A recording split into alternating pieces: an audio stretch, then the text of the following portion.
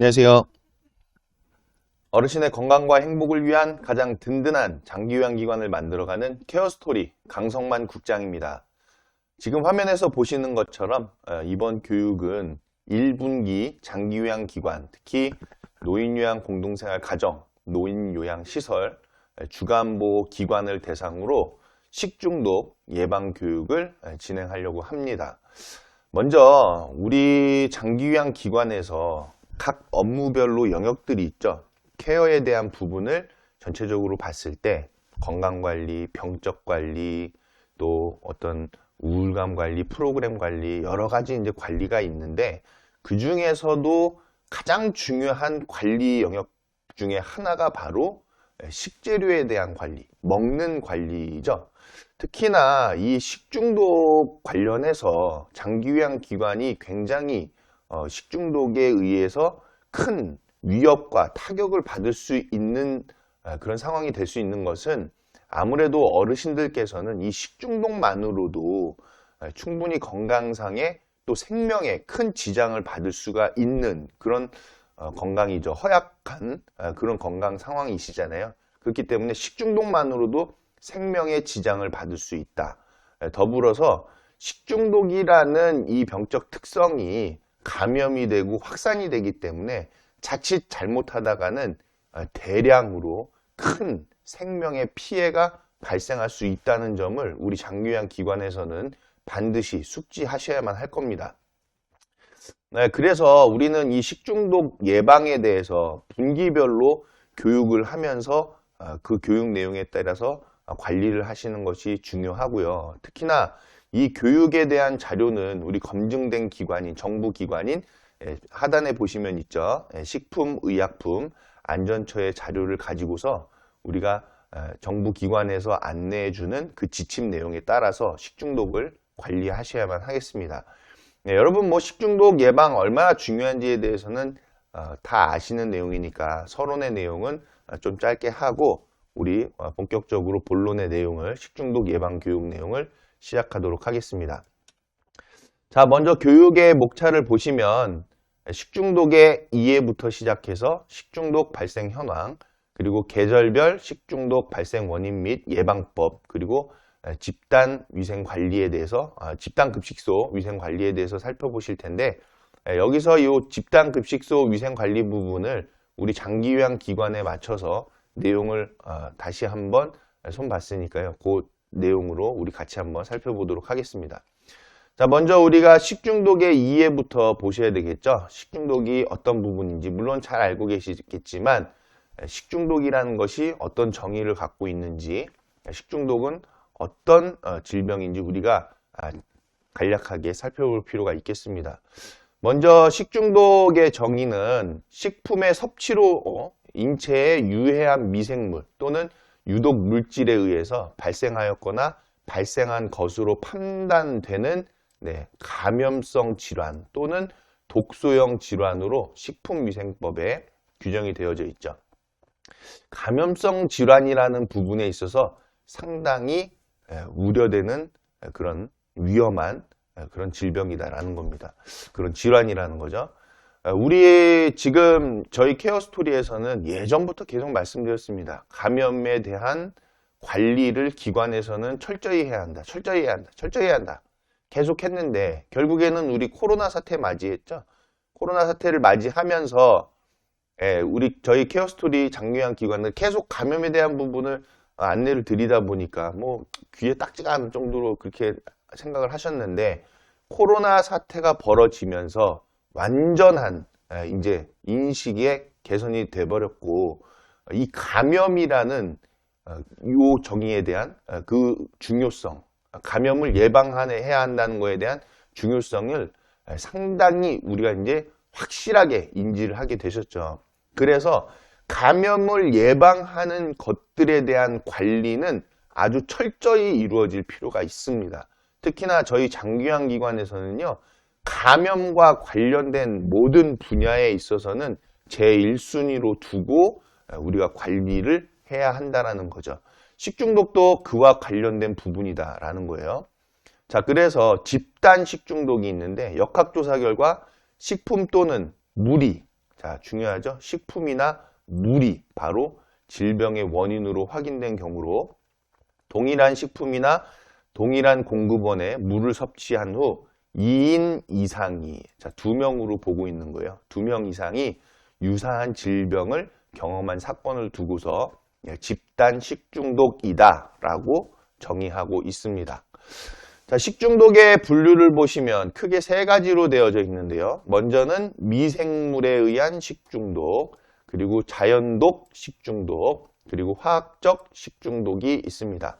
우리 장교양기관을 운영하시는 운영자분들께서는 이 정도 정보는 다 교육을 통해서 숙지를 하고 계시면서 종사자분들께 식중독 예방을 위한 관리를 하실 수 있어야만 되겠죠.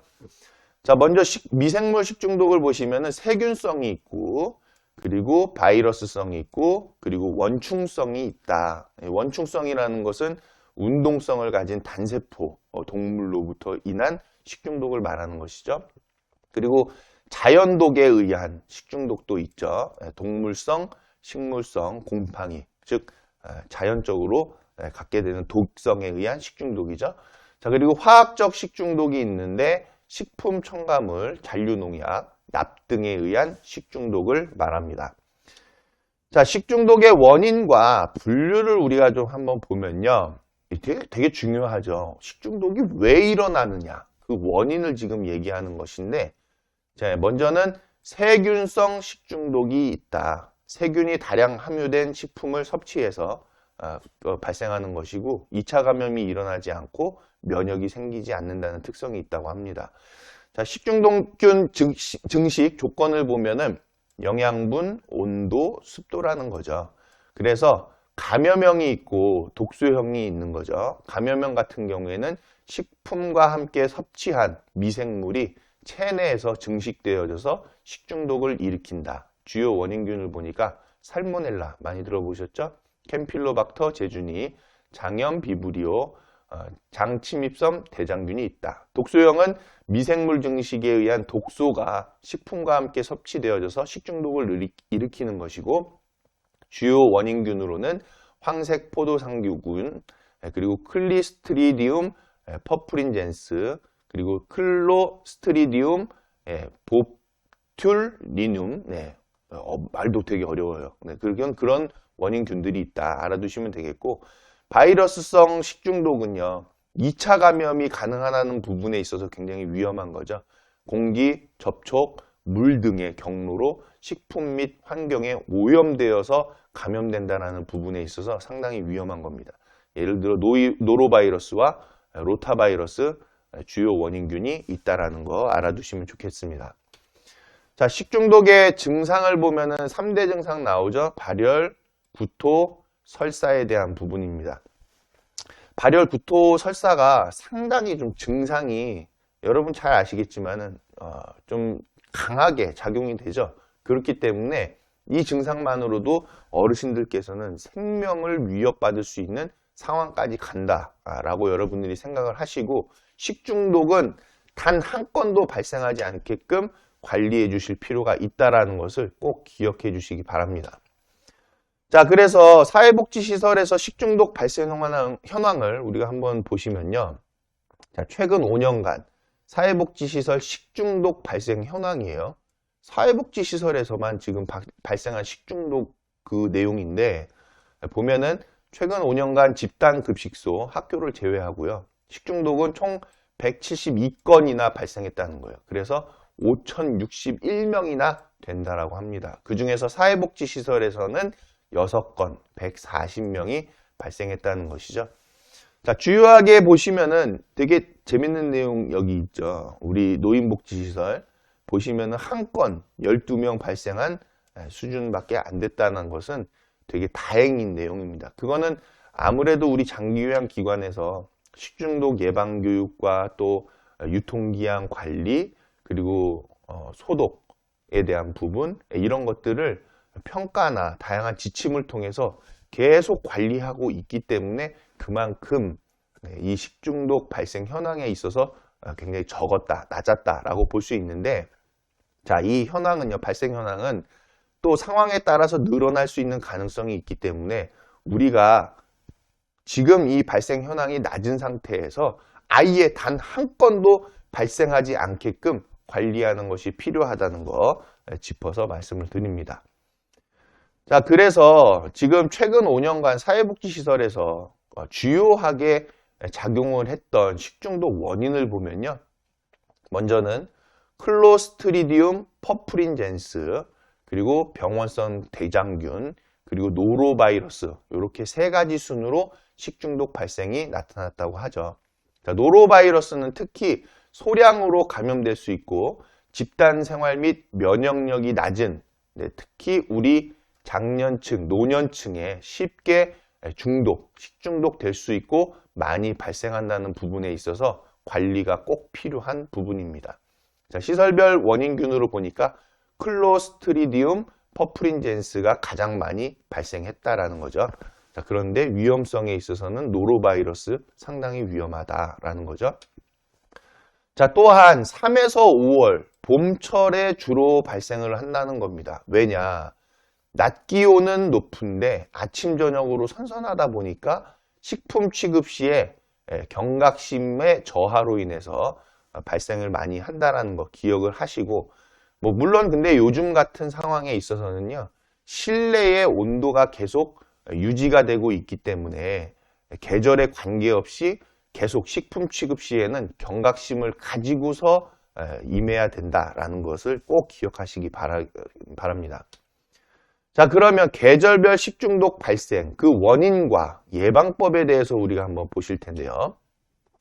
자, 세균성 식중독은요, 하절기, 그리고 바이러스성 식중독은 동절기에 주로 발생한다. 그래서 굉장히 위험한 게 동절기가 오히려 더 위험할 수도 있겠죠. 물론 양쪽 다 위험한 거는 사실이지만 감염적인 부분이나 그런 걸 봤을 때에는 동절기에도 상당한 유행이 발생하기 때문에 시설에서는 철저하게 관리를 해 주셔야만 한다는 거 꼭 기억하시기 바라고, 하절기냐 동절기냐를 놓고 따지기보다는 지금은 그냥 사계절 내내 식중독에 대한 예방 관리가 철저히 이루어져야 한다는 겁니다. 자, 계절별 주요 원인균 및 예방법을 보니까요. 봄, 가을 3에서 5월과 9월에서 11월을 보니까 클로스트리디움 퍼프린젠스가 제대로 익히지 않았거나 상온에 방치하면 포자가 균으로 자라게 된다라는 그런 주요 원인균이 됩니다. 그래서 조리 후에 보관 온도에 주의를 기하여야 한다. 여름은요, 6월에서 8월은 병원성 대장균과 캠필로박터균이 있더라. 특히나 생채소에 있는 세균이 급격히 증식한다는 병원성 대장균, 그리고 생닭 세척 손질 시에 식재료 및 조리 도구 혼합 사용으로 인한 세균이 증식하는 캠필로박터가 있다는 거죠. 그래서 생채소에 대한 소독, 세척이 중요하고 익히고 볶고 삶아서 제공해야 한다. 그리고 생닭 세척 시에는 교차 오염이 되지 않도록 주의를 기하여야 한다는 거 꼭 기억하시고, 동절기, 겨울에는요, 노로바이러스 계속 교육하고 우리 확인하고 있던 그런 거죠.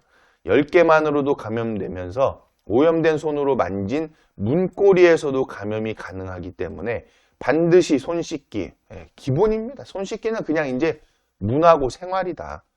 항상 손 씻기를 철저히 해야 한다는 거, 그리고 염소로 소독하는 부분이 필요하다는 겁니다. 자, 그러면 클로스트리디움 퍼프린젠스가 무엇이냐 한번 알아봐야 될 텐데요. 자, 먼저 100도씨로 가열해도 생장한다. 퍼프린젠스 식중독인데 가열 조리된 음식을 그냥 놔두면 생기는 식중독이라는 거예요. 중요하죠? 그냥 가열 조리된 음식을 그냥 놔두면 생기는 식중독이다. 단시간에 집단으로 환자가 발생할 수 있다는 부분에 있어서 주의하시기 바랍니다. 대부분 열은 나지 않고 묽은 설사와 구토 증상이 생기게 된다는 거 기억하셔야 되겠죠? 자, 그래서 퍼프린젠스균이 잘 생기는 음식을 보니까 고기와 육류 가공품, 큰 용기에서 조리된 기름에 튀긴 식품이나 스프, 국, 카레 같은 데서 생긴다. 특히 상온에 보관하면 15에서 25도씨에서 보관하면 더 잘 생긴다고 합니다. 자, 퍼프린젠스균의 생존력을 보니까 산소가 없는 곳에서 잘 자라고요. 균들의 씨앗을 형성한다고 합니다. 포자는요, 100도씨 1시간 이상 가열해도 죽지 않고 60도 이하에서 깨어나서 세균이 증식한다고 하죠. 자, 그래서 이 클로스트리디움 퍼프린젠스 식중독 예방법이 무엇보다 가장 중요하죠. 예방이 최우선입니다. 먼저는 신선한 재료로 조금씩 신속하게 조리 후에 섭취해라. 그리고 조리된 음식은 바로 식혀서 보관해라. 그리고 음식물은 조금씩 덜어서 보관해야 한다. 대량 보관 시 공기가 없어져 포자가 더 잘 자란다고 하니까 음식물은 조금씩 덜어서 보관할 필요가 있다. 그리고 반드시 냉장 5도씨 또는 보온 60도씨에 저장해야 한다는 거.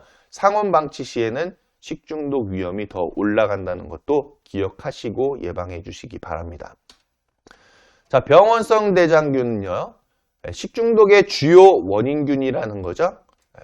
생채소, 생고기 또는 완전히 조리되지 않은 식품이 원인이 되는 것이 바로 병원성 대장균이다. 묽은 설사, 복통, 구토, 피로, 탈수 등을 일으키기 때문에 어르신들께는 생명에도 직결되는 문제가 될 수 있다는 거 기억하셔야 되겠죠. 자, 식중독 예방법, 특히 병원성 대장균에 대한 예방법을 보면은 첫 번째로는 생으로 섭취하는 채소, 과일은 세척, 소독 후에 사용해야 한다. 염소 소독 100ppm, 5분 침지해서 3회 세척이 필요하다는 거예요. 요 ppm에 대한 설명은 조금 뒤에 한번 설명을 드릴게요. 그리고 두 번째 예방법으로는 세척한 식재료는 바로 조리하거나 냉장 보관, 느낌표까지 찍어준 거 보면은 굉장히 중요하다. 바로 조리 또는 냉장 보관. 자, 세 번째로는 음식물은 완전히 익혀서 먹어야 한다. 75도씨에 1분 이상 가열해야 한다는 거 기억을 하셔야 되겠죠. 자, 병원성 대장균 식중독 예방법 네 번째로는 조리 및 식사 전에 30초 이상 손 씻기, 개인 위생을 철저히 관리해 주십사. 그리고 다섯 번째로는 생고기 등 오염 가능성이 있는 식재료와 조리된 음식을 구분해서 보관해 주시라는 거죠. 보면은 구분을 착착착. 자, 여섯 번째로는 위생적인 조리기구 관리로 2차 오염을 방지해야만 한다. 칼, 도마 구분 사용 및 사용 후 세척, 열탕 처리가 필요하다는 거 꼭 기억하셔야 되겠죠. 자, 캠필로박터 제주니라는 균이 있는데 요것도 한번 보시면 캠필로박터균이란 해서 감염성 설사질환의 대표적인 원인 식중독균이라는 거예요. 야생동물 및 가축 장내에 널리 분포하고요. 동물에서 사람으로 전파가 가능한 부분이다. 자, 캠필로박터균 주요 특징을 보면요. 최적 온도는 42에서 43도씨가 되고요. 소량으로도 식중독을 유발을 시킨다는 거. 그리고 산소가 적은 조건에서 생장하고 냉동 및 냉장 상태에서도 장시간 생존이 가능하다고 합니다. 자, 감염 경로 및 주요 원인 식품을 보면요. 오염된 약수물로 인한 돼지, 닭, 소. 그래서 비살균 우유, 날 것 혹은 덜 익은 고기를 통해서 섭취를 했을 때, 그리고 세척하지 않은 칼, 도마, 그리고 채소, 과일 오염으로 인해서 발생을 할 수 있다. 주요 원인 식품 여기 따로 정리를 해놨죠. 중요하기 때문에 날 것 혹은 덜 익은 오염된 고기류, 그리고 살균되지 않은 우유, 오염된 물과 채소, 과일에 해당한다라는 거죠. 자, 이 캠필로박터 제주니 식중독 증상과 치료는요. 잠복 기간은 일반적으로 2에서 7일 정도고요. 주요 증상은 복통, 발열, 설사 또는 혈변, 두통 및 근육통, 일반적인 내용이죠. 치료 방법으로는 일반적으로 특별한 치료 없이 일주일 내에 회복이 가능한데 충분한 수분과 영양 공급이 필요한 부분이다라는 겁니다. 자, 캠필로박터 제주니 식중독 예방법이 물론 제일 중요한데요. 첫 번째 예방법으로는 생닭 취급 후에는 반드시 손을 씻어야만 한다. 그리고 생닭 취급 시 교차 오염을 주의해야 하는데 세척수가 주변 시설 환경에 튀지 않도록 주의해 주셔야 한다는 거죠. 그리고 식재료별 조리 도구를 구분해서 사용해야 한다는 거. 채소용, 육류용, 어류용 등을 구분해서 사용해 주셔야만 한다는 겁니다.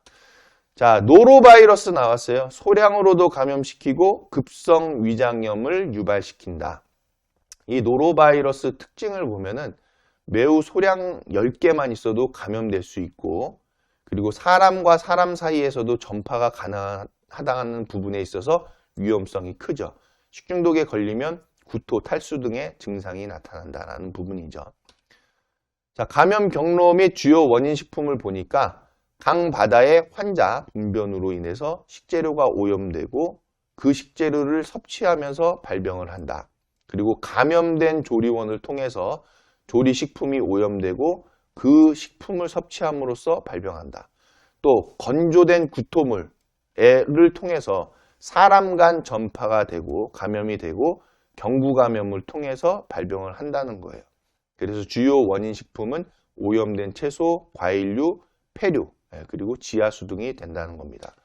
자, 노로바이러스 예방법 꼭 기억해야 될 부분 30초 손 씻기 중요하죠.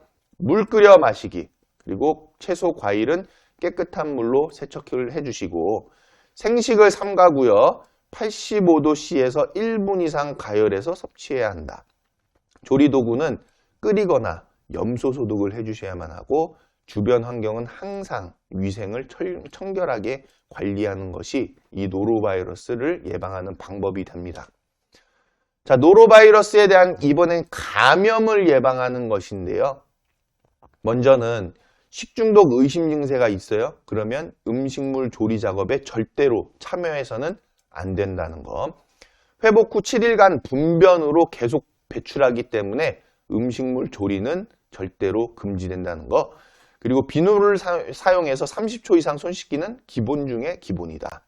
지하수, 굴, 파래 등 어패류에 의해 감염될 수 있기 때문에 85도씨에서 1분 이상 가열해서 섭취해야 한다는 것을 꼭 기억하시기 바랍니다. 자, 토사물에 대한 처리 요령인데요. 노로바이러스는 전염성이 엄청 강하다는 거죠. 그렇기 때문에 토사물을 청소할 때도 마스크, 비닐 장갑, 앞치마를 꼭 착용해야 한다고 합니다. 자, 먼저는 반드시 마스크, 비닐 장갑, 앞치마를 착용하라.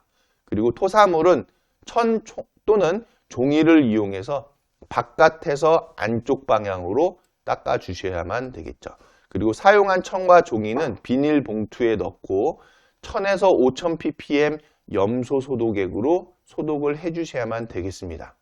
전염성이 강한데 이거 안 해주시면 그냥 버렸다가는 그거 폐기 처리하시는 분 감염될 수도 있는 상황이 되겠죠. 자, 또한 토사물이 있던 자리도 1000에서 5000 ppm 염소 소독액을 적신 천 등으로 덮어서 소독액이 바닥에 스며들게 해주셔야만 되겠고, 다 쓴 장갑은 통에 담은 후에 마찬가지로 염소 소독액을 이용해서 처리해 주셔야만 한다. 그리고 청소를 마친 후에는 반드시 세정제로 손을 깨끗이 씻고 마무리해 주시면 되겠습니다. 자, 이번에는 장기요양기관의 조리 위생 관리를 우리가 살펴보신데요. 먼저는 제일 중요한 거, 첫 번째로 항상 말씀드리죠. 개인 위생 관리가 중요하다. 자, 식품을 취급하는 모든 종사자는요, 건강진단을 1년에 한 번씩 실시하셔야만 되겠죠.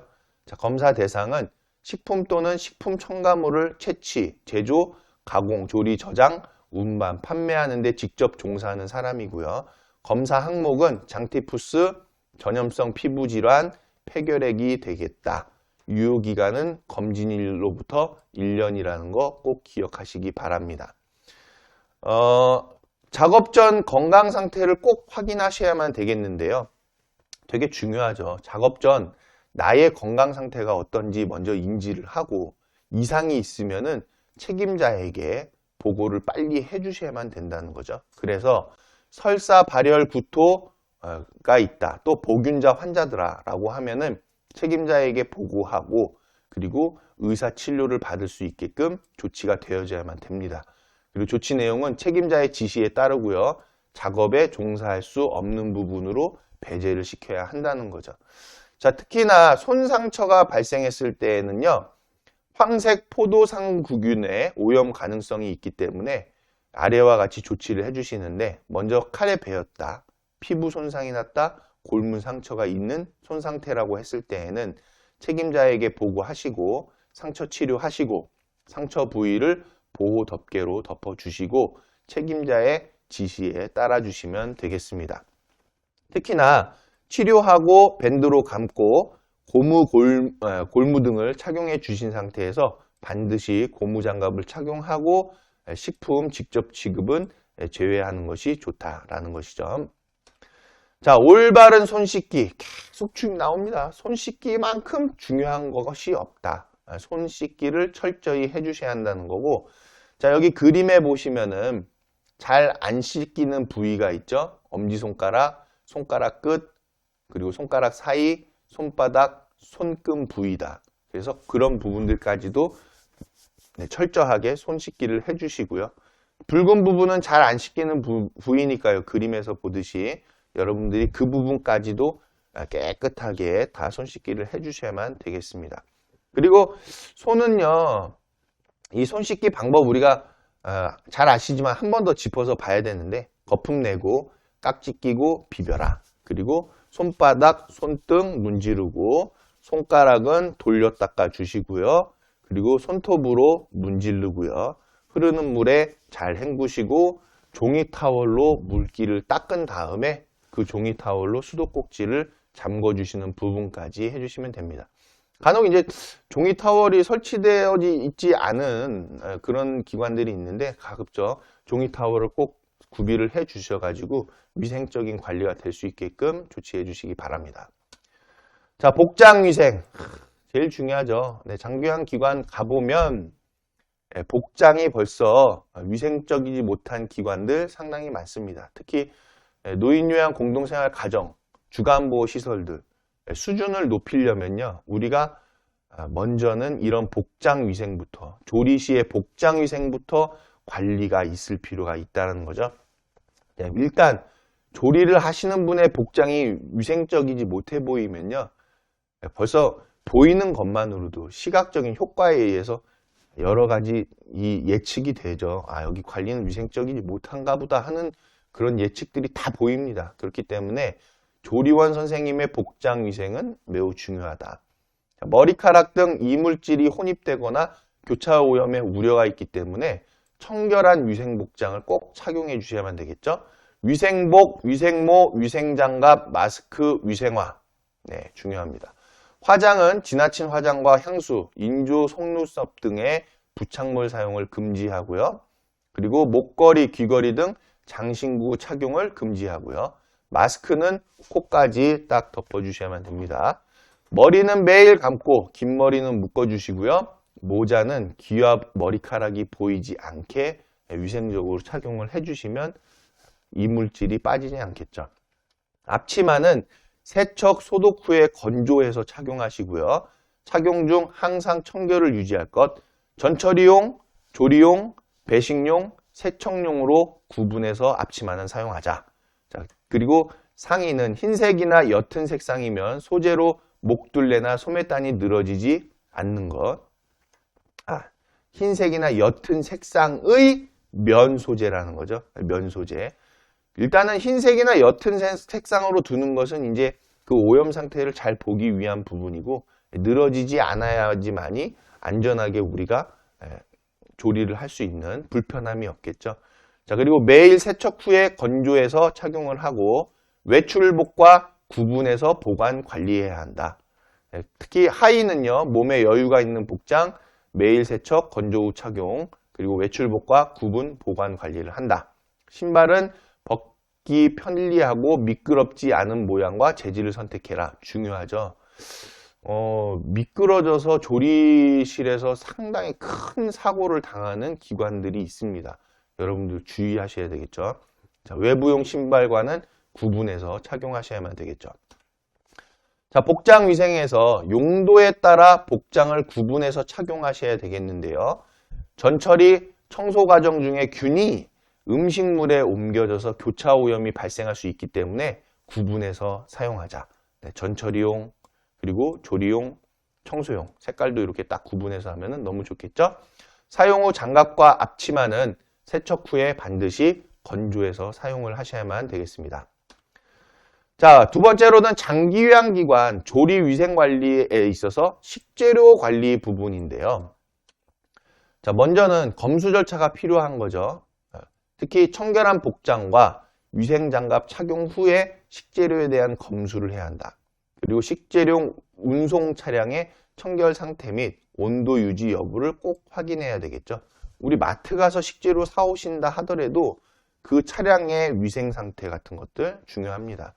그리고 표시사항, 유통기한, 원산지, 중량, 포장 상태, 이물 혼입은 없는지 그 식재료를 요 식재료 검수서를 통해서 관리를 하셔야 되겠죠. 식재료 검수서는 저희 케어스토리 업무 시스템에 같이 있으니까 케어스토리 업무 시스템의 업무 매뉴얼을 보시면서 해당 일자 있죠. 그때 식재료 검수서가 어떻게 작성되고 있는지를 관리하시면 되겠습니다. 자, 올바른 검수서 작성 방법은 식재료 표시사항, 유통기한, 원산지, 중량, 온도, 포장 상태, 이물 혼입 등을 확인해서 검수서를 작성해야 한다는 겁니다. 이게 나중에는 이 식재료 검수서를 통해서 우리가 사용하고 있는 식재료에 대한 정보가 누적이 되기 때문에 누가 된다라고 하죠. 누적. 그래서 누적이 되면은 그 누적된 데이터가 빅데이터가 되기 때문에 상당한 관리 역량을 나타낼 수 있는 중요 자료가 된다는 거 꼭 기억하시기 바랍니다. 자, 제품 온도도 확인해야 되겠죠? 검수가 끝난 식재료는 곧바로 전처리를 하거나 냉동 보관을 하셔야 됩니다. 냉장식품은 5도씨 이하에서 냉동식품은 얼은 상태를 유지하도록 18도씨 이하, 녹은 흔적이 없어야 되겠죠? 생선 및 육류는 5도씨 이하에서 전처리 채소는 5도씨 이하, 일반 채소는 상온이고요. 신선도를 반드시 확인하셔야만 되겠습니다. 자, 식재료 보관 상온 창고인데요. 이번에는 구분 보관해야 실수하지 않는다는 겁니다. 이렇게 너무 깔끔하게 그림이 잘 되어져 있죠? 식품과 비식품, 소모품은요, 구분해서 보관해 주시고 세척제, 소독제 등은 별도로 안전하게 보관해야 됩니다. 자, 일정한 온습도를 유지하기 위해서 온습도계 꼭 설치해 주시고요. 온도는 15에서 25도씨 유지, 습도는 50에서 60%를 유지한다. 때에 따라서 그거 가보면은 그 습도가 굉장히 습해가지고요. 이건 그냥 딱 들어가만 봐도 식품 부패가 심각하겠다라고 느껴지는 기관의 조리실들 상당히 많습니다. 창고들요. 그래서 일정한 온습도를 유지할 수 있게끔 해주셔야만 한다는 거. 식품 보관 선반은 벽과 바닥으로부터 15cm 이상 거리를 두고요. 직사광선은 피하도록 합니다. 자, 이러한 환경이 갖춰지지 않았다고 하면은 우리가 빨리 어떠한 기능 보강에 대한 사업을 추진한다거나 또는 시설 개선을 위한 그런 사업을 추진을 해서 이거 사업이라고 하면 좀 그렇고 프로젝트라고 표현해야 되는 게 좀 낫겠죠. 그래서 기관의 환경을 계속 개선해 갈 수 있게끔 우리가 조치해야 한다라는 거죠. 자, 또한 선입선출을 잊지 말아달라. 선입선출. 먼저 입고된 거 먼저 반출한다. 대용량 제품을 나누어 보관하는 경우에는 제품명과 유통기한을 반드시 표시해 주시고요. 유통기한이 보이도록 진열해 주는 거 아주 좋죠. 그리고 이 유통기한은 저희가 월에 계속 상시적으로 유통기한에 대한 관리를 하고 있죠. 그래서 업무 매뉴얼에 보시면 유통기한에 대한 그 점검하는 날짜가 있죠. 그때에 유통기한이 지금 어떻게 관리되고 있는지를 보시고서 유통기한 관리를 해주시면 되겠습니다. 그리고 입고 순서대로 사용하고 선입선출이 필요하다는 거, 먼저 입고된 거 먼저 쓴다. 정리정돈과 바른 보관은 시초입니다. 기초입니다. 기본. 여기서부터 관리가 시작된다는 거죠. 외포장은 제거 후에 보관하고요. 식품은 항상 정리정돈 상태를 유지하여야만 되겠습니다. 자, 식재료 보관에 있어서 냉동 보관은요. 적정 온도를 유지할 수 있도록 해주셔야만 되겠죠.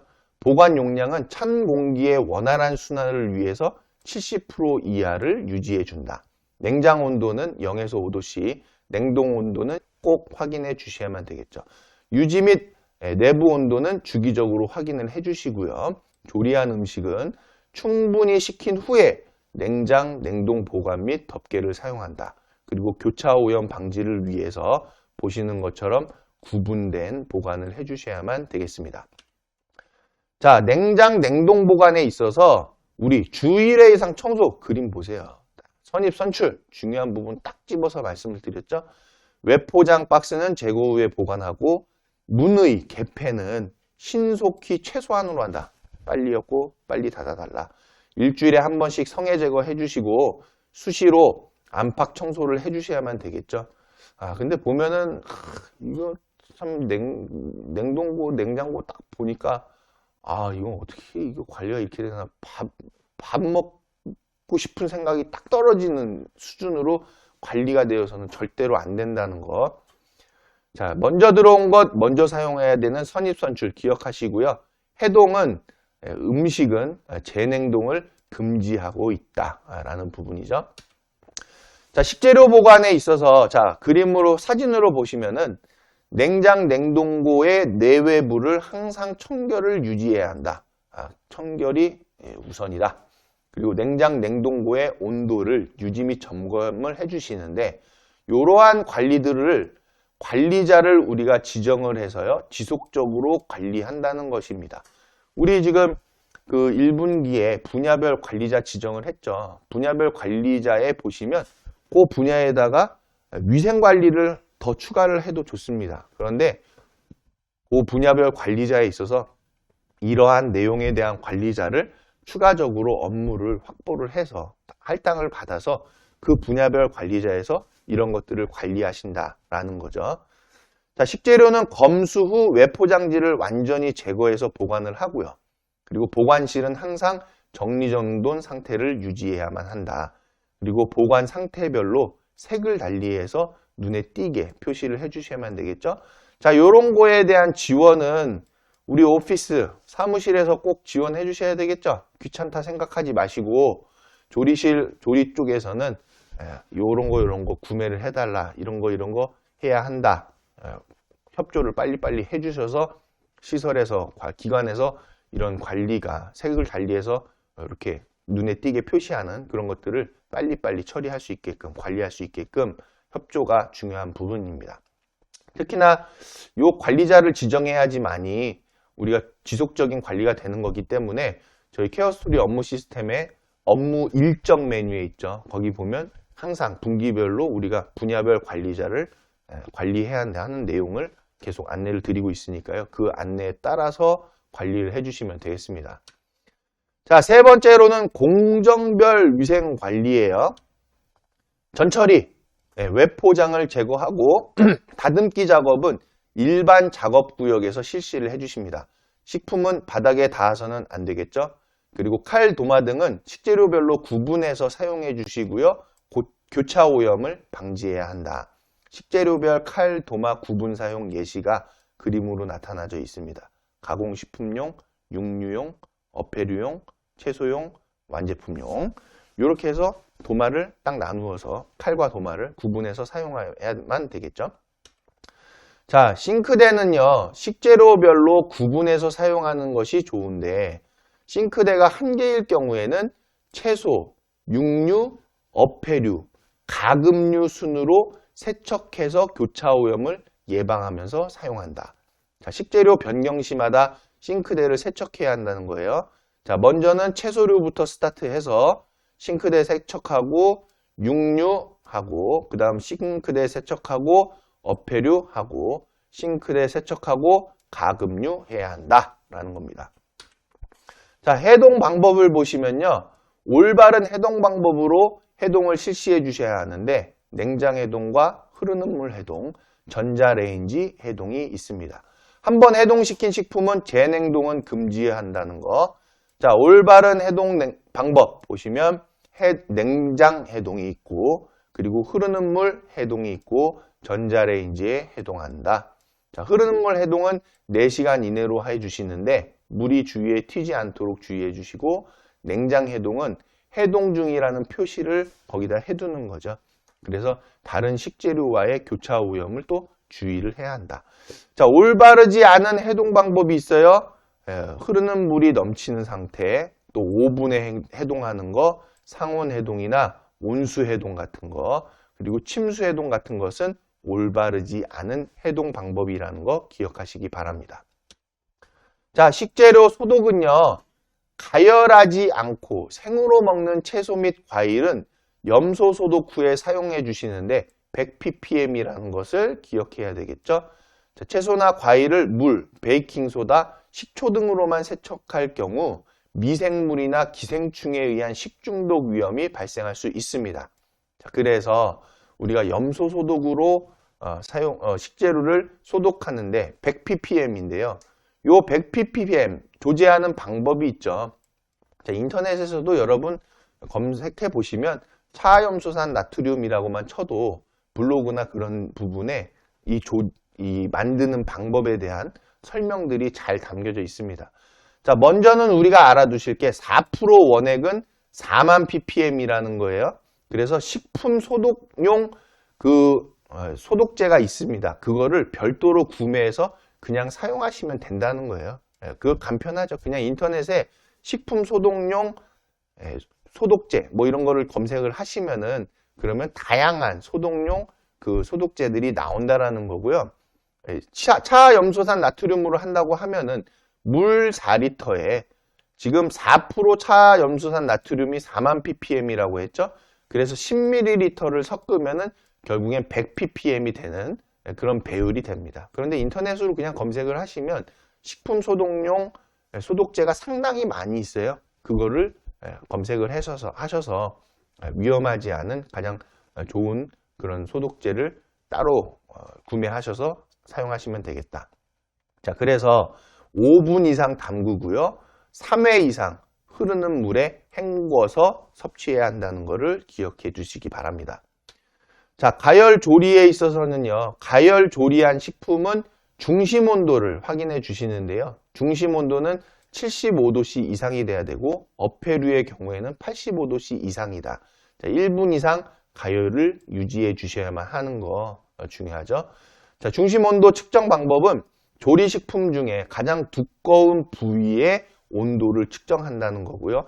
1회 조리 분량마다 3회 이상 측정을 해주시면 됩니다. 그림에서 보시는 것처럼 제일 중심 부분 재고 있죠. 자, 75도씨 1분 이상, 어패류는 85도씨 이상이라는 거. 자, 묻히기 작업에 있어서는요.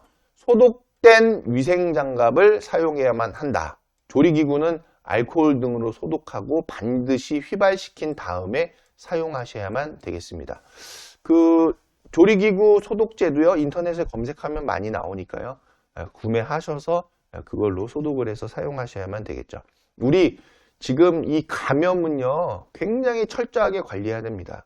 이거 안 해주시면은 앞으로는요, 이 환경이 계속 변해가고 있기 때문에 감염에 대한 관리만큼 철저하게 해야 되는 부분 없습니다. 감염은 무조건 철저하게 합니다. 지나칠 정도로 철저하게 할 필요 있다는 것을 꼭 기억하시기 바랍니다. 자, 검식은요. 음식의 맛, 이물은 없는지, 이취, 냄새, 그리고 조리 상태도 확인을 해주시는데 조리된 식품은 배식 전에 검식을 꼭 실시해 주셔야만 되겠죠. 검식을 할 때에는 맛보기 숟가락을 별도로 사용해 주세요. 네, 국자로 그냥 대충 퍼다가 또 이거 안 되겠죠. 그림에서 보는 것처럼 맛보기 숟가락을 별도로 사용한다. 자, 보존식은 집단급식소를 운영하는 기관에 해당하는 부분인데요. 우리 일반 기관에서도 이 내용만 아시면은 충분히 보존식을 하실 수 있습니다. 자, 필요에 따라서는 기관에서 보존식에 대한 부분을 판단하셔가지고 하면 좋을 것 같아요. 자, 제공한 급식 및 간식 모두 보존식으로 보관하는데 품절로 인해 제공했던 대체 메뉴도 모두 보관을 합니다. 영하 18도씨 이하여 마이너스가 있으니까. 그리고 144시간 보관이다. 자, 먼저는 위생장갑 착용 후에 깨끗하게 소독된 용기와 기구를 사용해서 검취를 하고요. 검취한 양이 1인분 분량, 권장량은 150g이라는 거죠. 이렇게 달아주죠. 이렇게 달아서 각각 그 확인을 해가지고 각각의 용기에 이렇게 담습니다. 자, 용기 뚜껑을 닫은 후에는 메뉴와 일시 등을 기록한 후에 용기에 부착을 하고요. 이렇게 지금 그림처럼 부착을 하죠. 그리고 마이너스 18도씨 이하의 보존식 전용 냉동고에 144시간 보관을 해주시면 된다는 부분입니다. 영하 18도씨죠. 자, 보관은요, 조리 후 바로 배식을 권장하지만 부득이한 경우 적정 온도에서도 보관할 수 있는데 2시간 이내 배식을 꼭 해야만 한다는 거. 차가운 음식은 5도씨 이하, 따뜻한 음식은 60도씨 이상에서 보관 후 배식을 한다. 그리고 완성된 음식은 세척 소독된 용기에 담고 뚜껑을 덮어서 보관 및 이동한다는 부분 꼭 기억하시기 바랍니다. 자, 배식은요, 배식용 복장 착용 중요하죠. 위생복, 위생모, 마스크 착용을 하고 배식해 주셔야만 합니다. 네, 기관에서 그냥 배식하지 마세요. 식사 도움 해드릴 때에도 꼭 기억하시기 바랍니다. 코는 마스크 밖으로, 귀는 모자 밖으로 나오지 않도록 주의해 주시고요.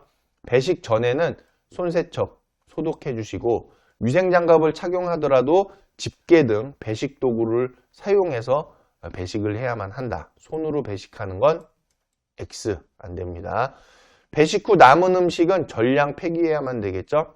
자, 음식별로 개별 배식 도구, 집게 등을 사용하는 거, 요 그림처럼. 자, 배식하던 용기에 새로운 음식을 혼합해서는 안 된다는 거. 배식 후 남은 음식은 전량 폐기해야 한다는 거 기억하시기 바랍니다. 자, 이물 예방 요령인데요. 개인 위생 관리가 무엇보다 중요하죠. 단정한 복장 착용, 개인 소지품 등은 반입을 해서는 안 된다. 자, 그리고 이물이 있는지 철저히 확인을 해야만 한다는 거. 그리고 방충, 방서에 철저히 해야 하는데 곤충 등이 작업장 안으로 들어오지 않도록 관리해 주십니다. 청소 관리, 무엇보다 중요하죠. 가서 보면은 특히나 이 구석진 곳, 보면은 상당히 딱 봤을 때, 좀 너무 좀 그렇다 한 그런 청소 관리 안 되는 기관 상당히 많습니다. 청소 관리 철저히 해주시고요. 정리정돈, 세척, 소독 철저히 해주셔야만 합니다. 자, 그리고 발생원을 제거해 주셔야 하는데 시설 주위에 나무를 제거하거나 고인물이나 홈 같은 것들은 제거를 해 주셔야만 되겠죠. 자, 네 번째로는 기구, 기계 위생 관리입니다. 자, 세척제만으로는 세균이 완벽하게 기구나 그런 부분에 있어서 제거되지 않기 때문에 소독을 통해 남은 균을 꼭 제거해 주셔야만 합니다.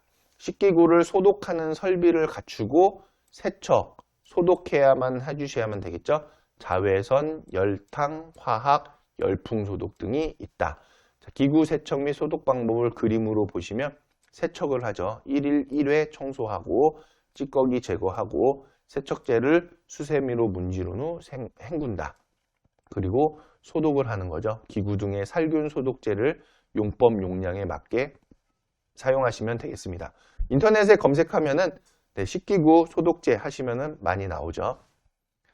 자, 세척제의 종류를 보시면은 1종 세척제, 2종 세척제, 3종 세척제가 있습니다. 1종 세척제는 야채, 과일, 그리고 2종 세척제는 그림에서 보시는 것처럼 식품, 기구, 용기입니다. 3종 세척제는 제조, 가공용 기구인데 요 3종 세척제를 가지고 1종에 해당하는 야채, 과일 세척하면은 안 되겠죠. 네, 그랬다가는 큰일 나는 거죠. 네, 절대로 그런 일이 있어서는 안 됩니다.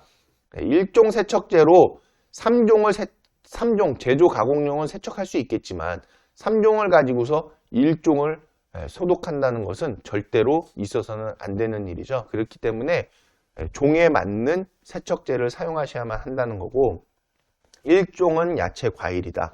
2종은 식품기구, 용기다.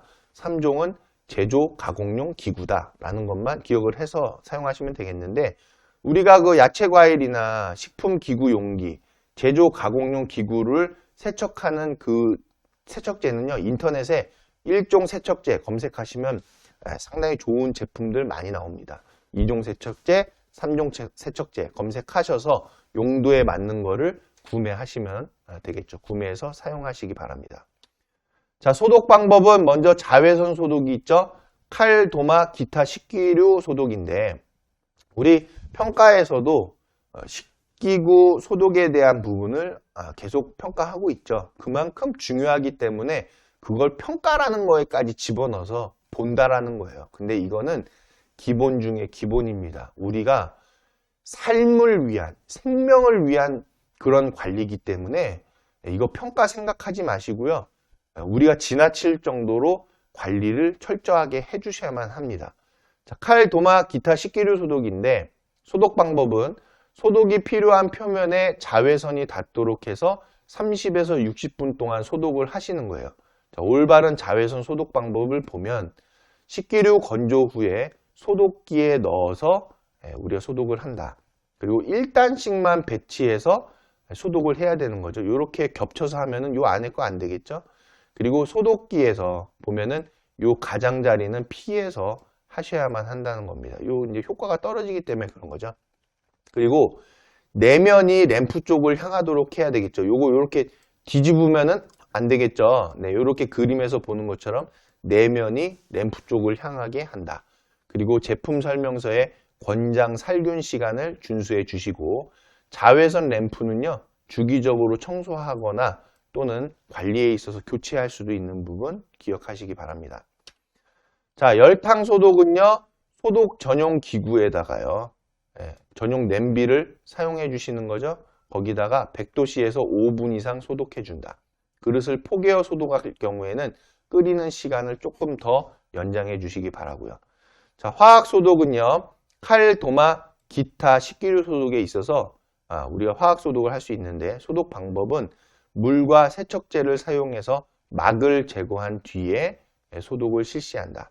기구 등 표면 위에 식품 및 먼지 등이 막을 형성하고 있다는 거예요. 그럴 경우에는 소독제의 효과가 떨어지기 때문에 먼저 한번 1차적으로 물에서 먼저 세척을 먼저 한번 하고 나서 그리고 나서 소독제를 가지고서 소독을 해야만 된다는 거고요. 소독제는 200ppm 수준, 소독 후 자연 건조를 통해서 말려준다, 사용한다는 거고, 이 소독제 200ppm은 우리 그냥 그 칼, 도마, 기타 식기류 소독제 해서 인터넷 검색하시면 좋은 제품들 많으니까 그걸로 사용을 하셔도 좋겠습니다. 자, 다섯 번째로는 환경위생관리예요. 중요하죠. 환경위생관리. 안 되고 있는 기관들 많습니다. 환경위생관리 철저히 해야 되는데요. 자, 먼저는 바닥, 벽, 천정 정기적으로 청소해 주셔야만 되겠죠. 그리고 시설 기기 등의 세척과 소독을 해 주신다. 그림 보면 반짝반짝해져 있죠. 네, 반짝반짝해져 있는 상태가 되어질 필요가 있습니다. 그리고 파손 시 즉시 보수 관리 해 주시고요. 그리고 환기팬 세척 소독 해 주셔야 되는데 환기팬 가서 보면은 야, 저거 진짜 저렇게 안 닦을 수 있나 하는 데들 있죠. 그럼 여기 이제 벌레 붙고 네, 여기를 통해서 이제 오염은 엄청 심각하게 되는 거죠. 그리고 닥트 보면은 요 닥트도 더럽게 되어져 있는 기관들이 있어요. 막 기름때 막 쌓여가지고 깨끗하게 관리해 주시고 환기 시설이 잘 구비가 되어져 있어야만 되겠죠. 우리 기관에 환기 설비가 잘 안 되어져 있다고 하면은 꼭 우리가 직원회의라든지 그런 걸 통해서 환기 설비를 꼭 바꿔주시고 보강해 주시고 우리가 개선해야 된다라는 거죠. 그리고 전용 음식물 쓰레기통을 꼭 사용하시기 바랍니다. 자, 청소 계획을 수립할 수 있는데 사용 시마다 하는 것들이 있어요. 칼, 도마, 장갑, 앞치마, 행주, 수세미, 밥통, 찬통, 국통, 식판, 작은 기기류, 수저, 집게, 국자, 주걱 같은 거, 취사기, 국솥, 조림솥, 튀김솥, 채소 절단기, 세미기, 탈피기, 분쇄기 등 검수대, 작업대, 백식차, 운반차 사용 시마다입니다. 자, 일별로 할 것, 가스레인지, 오븐, 식기세척기, 냉장, 냉동고, 냉각기, 주방벽, 바닥, 식당, 배수로, 배수구, 화장실, 전용 수세시설입니다. 자, 주별로 할 것, 배기후드, 닥트, 그리고 전기 소독고, 조명, 환기시설, 보일러실, 휴게실이고요. 자, 월별로 할 거 유리창 청소, 방충망 청소, 식품 보관실 대청소, 정수기 내부 청소, 주기 변동도 가능하다. 여기 이제 정수기 같은 건 왜 이렇게 써놨냐? 그래서 정수기는 특히나 인원이 많을수록 매일 해주실 필요가 있겠죠. 자, 연간 해주실 거 대청소, 그리고 식판, 기구 등의 스케일 제거, 때에 따라서는 식판을 아예 교체할 필요도 있습니다. 자, 외부 배수구 청소, 위생관리 시설, 설비, 기기 점검 및 보수, 그리고 물탱크 청소가 연간에 해당한다. 자, 그런데 요거를 연 몇 회 할 것인가 되어져 있죠. 우리 대청소에 있어서는 연 4회로 잡은 것은 분기로 하기 때문에 그런 거죠. 자, 요 부분 기억을 하시고 기관에서 꼭 위생관리, 환경관리를 철저히 해주시기 바랍니다. 자, 배수구 관리에 있어서는요, 배수구 덮개가 부식되거나 파손되었을 경우 즉시 수리 및 교체해 주셔야 되겠죠. 물고임 및 냄새 역류가 없도록 관리해 주셔야만 하는데, 배수구 청소 방법을 보니까 배수로 덮개는 세척하고 깨끗한 물로 씻어낸 후 기구 등의 살균 소독제로 소독을 해 주십니다. 자, 호수의 분사력을 이용해서 배수로 내에 찌꺼기를 좀 제거해 주시고요. 그리고 때에 따라서는 소를 이용해서, 때에 따라서는 아니라 솔로 해 주셔야 되겠죠. 소를 이용해서 닦은 후에 물로 씻어내 주시고요. 자, 배수구 뚜껑을 열고 거름망을 꺼내서 이물질 제거해 주시고, 거름망과 뚜껑 내부를요 또 세척제로 세척 후에 물로 헹궈서 깨끗하게 사용해 주셔야만 되겠습니다. 자, 거름망 소독 후에는 배수로를 덮고 위생적으로 또 관리해 주시면 되겠죠. 자, 환기시설에 있어서는요, 환풍기를 설치해서 청결하게 관리해 주셔야만 됩니다. 환풍기를 청결하게 관리하지 않으면 후드의 이물질이 조리 중인 음식에 들어오는 거죠. 그래서 조리실 환기가 되지 않아 공기 중에 균이 있을 수 있습니다. 환풍기의 정상적인 작동 여부도 확인을 하셔서 주기적으로 관리하셔야만 하죠. 자, 환풍기 청소 방법을 보면은 후드 안에 거름망이 있어서 떼어내고요. 거름망은 세척제에 불린 후에 세척해서 헹굼해 줍니다. 이 자주 해주셔야지, 안 그러면 때 안 벗겨져요. 그러니까 자주 해주셔야만 합니다. 그리고 수세미에 세척제를 묻혀서 후드 내외부를 깨끗하게 닦아주시고, 세척제를 잘 닦은 후에는 마른 수건으로 한 번 더 닦아서 건조해 주시면 되겠습니다. 자, 방서시설 관리인데요. 방충망을 설치하고 훼손 시 보수 및 교체를 해주셔야만 한다.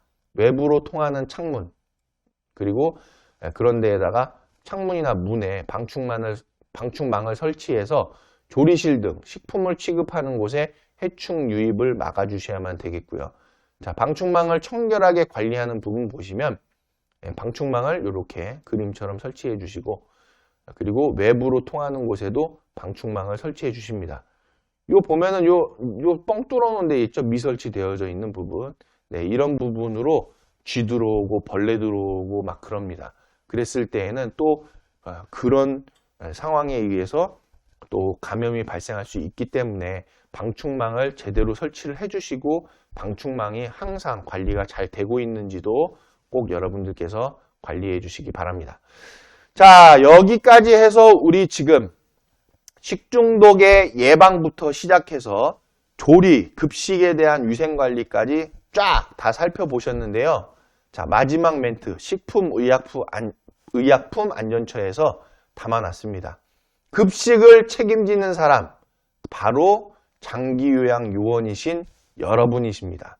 네, 여러분들께서 급식을 안전하게, 급식 안전을 책임지는 사람이라는 거 기억을 하시고, 다시 한번 해볼까요? 급식 안전을 지키는 사람은 바로 장기요양 요원이다 라는 거를 꼭 기억을 하시고, 어르신의 건강과 행복은 먹는 거의 안전에서부터 시작한다는 거 여러분들께서 꼭 항상 숙지를 하셔서, 우리 기관에서는 단 한 건의 조리로 인한, 또 식중독으로 인한 사고 사건이 발생하지 않도록, 우리 기관뿐만이 아니라 우리 대한민국의 장기요양 기관에서는 이런 사고가 발생하지 않도록 우리 다 함께 힘과 뜻을 모아서 관리해 주시기를 부탁을 드리면서 1분기 식중독 예방 및 위생 관리에 대한 교육을 마치도록 하겠습니다. 감사합니다.